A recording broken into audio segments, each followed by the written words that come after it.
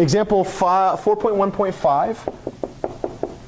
Example 4.1.5, which you might call strategic matrix multiplication to introduce zeros in specific entries. And now we're going to get to a question. I don't know if the person who asked me this question, somebody in one of my classes, it was either this one or the other one, asked me a really special question about when do we do which operation. Because they were like, asked me this question like, hey, wait a second, matrix multiplication, was it you, Sam, that asked me about this? Where you're like, there should all be equal. So when do I do columns, when do I do rows, when do I do entry by entry? It doesn't seem to matter to me, right?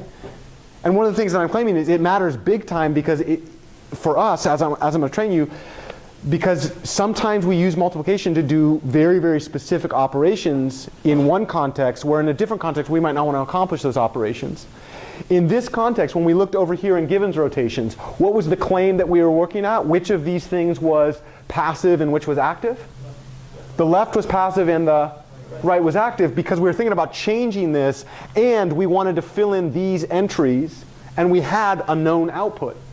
In this situation, we're going to change the context. So in this case, what we're going to do is we're going to look at now a known vector. We're going to call this 2, 1, 3, -4.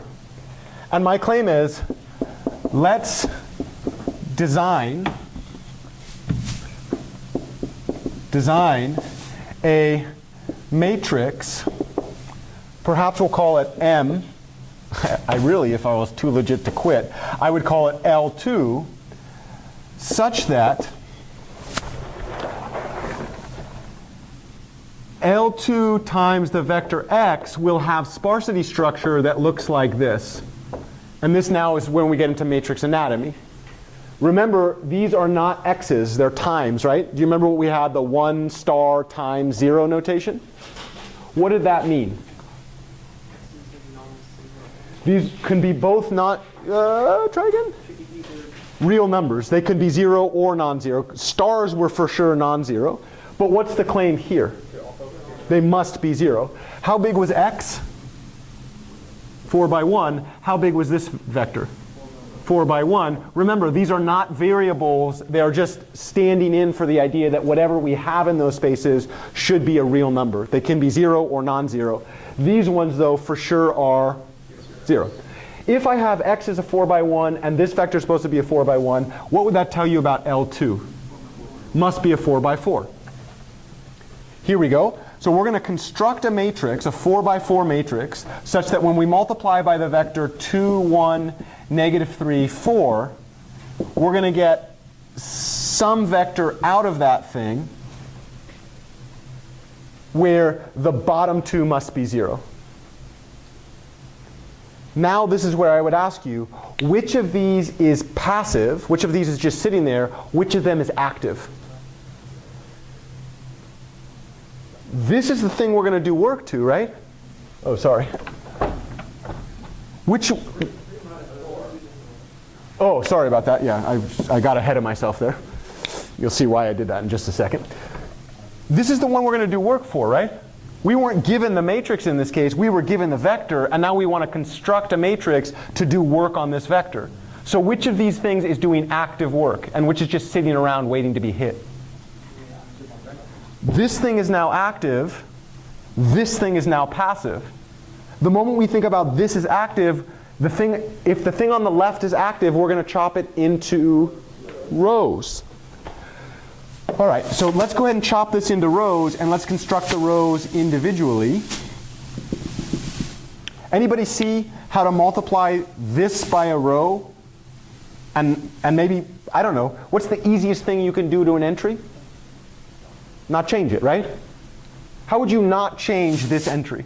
You'd put a 1 in entry 0, entry 1, 1, and then you'd put all zeros, right? And now we could do the entry by entry if we were really excited. Entry by entry, do you remember what we did? We took the dot product between the first row and that column 1 times 2 plus 0 times 1 plus 0 times 1 plus 0 times 3 plus 0 times negative 4, what do I get? 2. I'm literally just picking off that 2, right? Okay, yep. I'll go here first, and then I'll come over there. Didn't we say if the matrix goes on the left side and the vector is on the right side, the matrix is always active? I don't know that I mean, the nice thing is I could actually watch the videos and check what I said, right? I don't think that's what I said. I think from what my memory is, or at least what I intended to say was, very, very often if we have a vector on the right and we have a known matrix to begin with, we'll think about the matrix as passive and the vector as active. And in that case, if the left-hand thing is passive, we're going to chop the left-hand thing into columns. However, in this case, was the matrix given beforehand and the vector unknown and you just run through different vectors? No. Which one was known a priori? The vector. And in particular, I'm making the claim I would like to design a matrix that does something very, very special to that vector. It actively changes the vector. What do I want that matrix to do? I want that matrix to take this vector, place 2 scalar coefficients in this one, but guarantee me with a certificate of validation that this entry and that entry are both zeros. So which is actively doing work? Is the vector actively doing work or the matrix?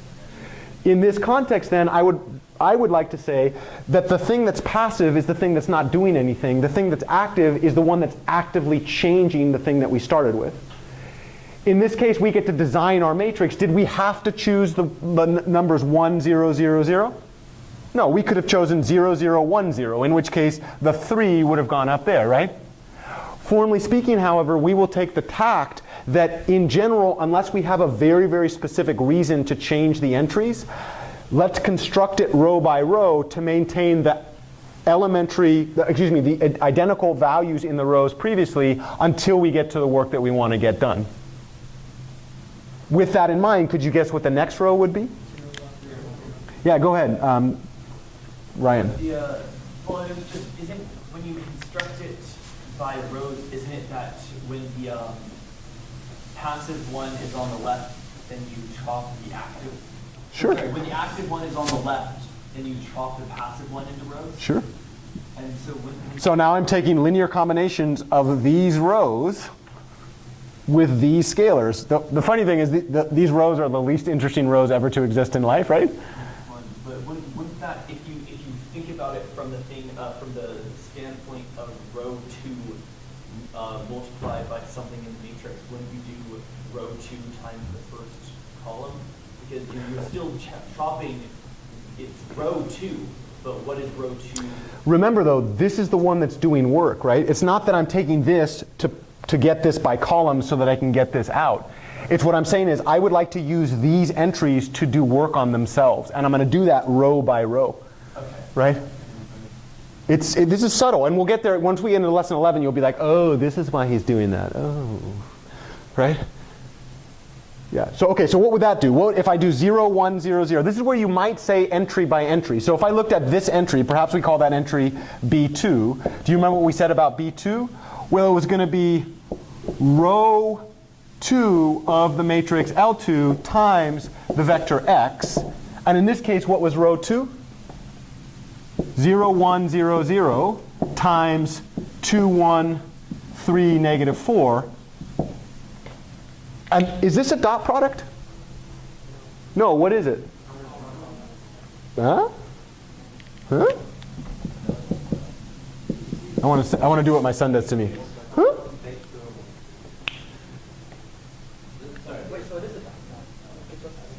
A dot product, formally speaking, would have to be 2.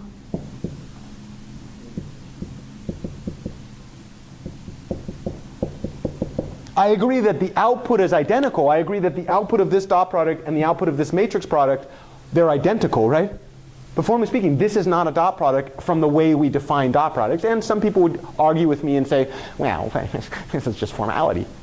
Well, that's kind of important if you're first learning about it, right?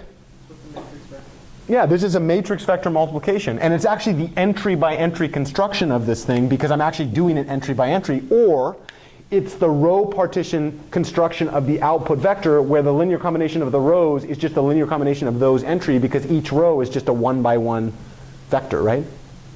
Depends on which paradigm you're in. What would this be? 0 times 2 plus 1 times 1 plus 0 times 3 plus 0 times -4. What would I get out there? 1. What do I know for sure that I want right there? I want 0. A very, very trivial way to do this is all zeros, but here's a claim. If you do all zeros, that's no longer an invertible matrix. It's no longer non-singular. It's too easy.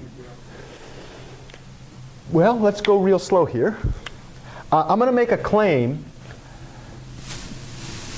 that I'd like to think about this thing right here as what later we're going to know as a pivot. In particular, when I think about this entry, 0, I want that to be row 3 of my vector multiplied by x. Well, row 3, we're not sure what that is yet, but we know x is 2, 1, 3, -4. And I know for sure I want to activate that thing in order to cancel this thing out. OK, so if I'm yeah, go ahead. Why do we want that specific entry? I'm setting myself up. You don't have to. You could use this one. You could also use this one. It would be a little bit interesting in that situation. I'm setting myself up for like 2 steps ahead, right? So formally speaking, I could use any of them. Let's pretend for a minute that I wanted to use that one. All right. If I wanted to use this one, how much of this information and how much of this information could you guess that I'm interested in? 0. And then somehow I want to cancel this one out, so why don't I pull one of those off, right? What would I have to multiply by 1 to get, when I add it to 3, 0? -3. Okay. So in this situation, we could check 0 times 2 plus -3 times 1 plus 1 times 3 plus 0 times -4. What does that end up equaling? -3 plus 3, which today is a nice Wednesday, so that must be 0, right? So in particular, this would be -3, 1, 0. What about the next one? Could you guess? If I'm going to think about this as my pivot, this is the one that's going to do work for me. What would I multiply by 1 so that when I added it to -4, I get 0? 0, 4, 0, 1. If I do that, then I can do it linear combinations of the rows. 0 times the first row, 4 times the second row, 0 times the third row, 1 times the fourth row. 4 times 1 is 4. 1 times -4 is -4. I add those two things up and I get 0. Anybody see a Gauss transform? Yeah, this Gauss transform, we'll call this Gauss transform L2, and is actually the product, as we will see, of the following two shear matrices. We're a little bit ahead of ourselves, and I don't really want to go into this in super detail. And then the other claim is, in order to get these, I took, you remember when you all said to me, why is the Gauss transform? We said this was IN minus tau E2 transpose, and you said, why is there a minus here? Yeah, well, formally speaking, the minus happens because if I want to cancel these things out, I take this ratio divided by this value, the pivot, and then I put a minus out in front. And we'll get there in a bit. I don't want you to worry about it. The whole claim, though, is, do you notice the paradigm shift here? Which of these things did work? Which of these was actively doing work in the way that we thought about it? The one on the left. And in that case, we no longer thought about chopping the matrix into columns. Instead, we thought about chopping the matrix into rows. And we had very, very strategic, what you might call pinpoint accuracy on the type of values that we want to work with. Moreover, this matrix, we will see, is something called non-singular. Not only is it non-singular, it's unit lower triangular. This is a big deal because I can undo this operation. This is invertible. So if I wanted to map this thing back to that thing, there's a really, really easy way to do that. Just change these values from negative to positive, from positive to negative.